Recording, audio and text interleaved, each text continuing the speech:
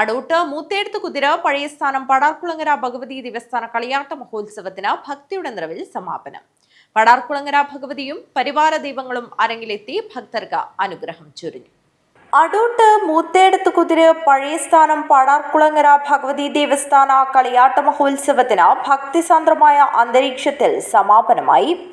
മഹോത്സവത്തിന്റെ ഭാഗമായി വിഷ്ണുമൂർത്തിയുടെയും ഗുളികൻ തെയ്യത്തിന്റെയും പുറപ്പാടും പാടാർകുളങ്ങര ഭഗവതിയുടെ തിരുമുടി ഉയരലും നടന്നു.